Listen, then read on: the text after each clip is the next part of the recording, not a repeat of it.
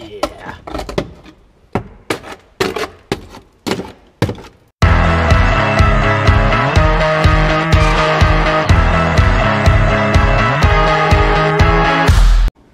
This is my other project I've been working on backwards and forwards.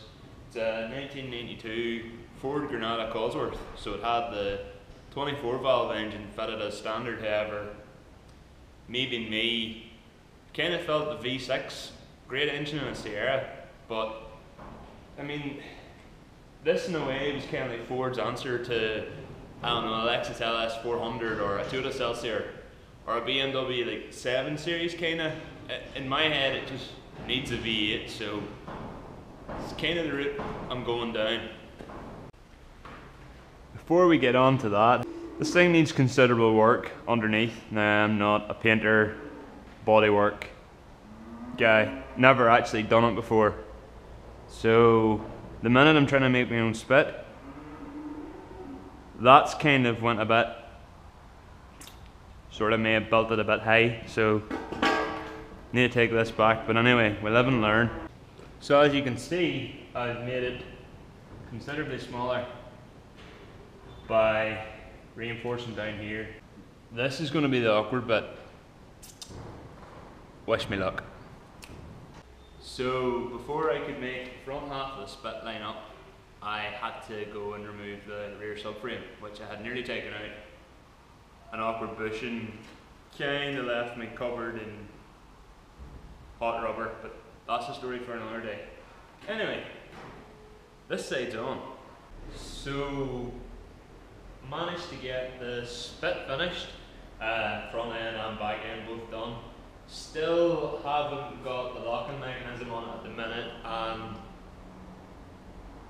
may have forgot to take out the fuel tank, so there's a bit of excess weight on this side, which is why it's kind of a bit slanted at the minute, but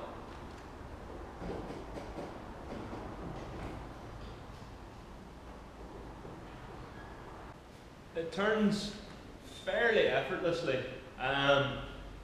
There's a wee bit of play in the ground from when I was welding and just a little bit of warp because I just did it on the floor and it's not an exact science, but I'm thinking of putting wheels on it and that should solve that issue. And also the bits at the bottom, I'll probably reinforce that as well and make the two connected. So working so far.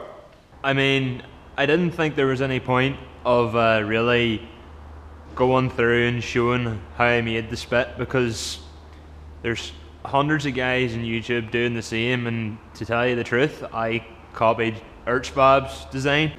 I've tried to avoid, obviously it needs welded of course, but I want to make it that it can be adjustable, hence why I have extra holes drilled here, and this mount's not welded on, it's just bolted on at the minute. So I have that in the front and on the rear.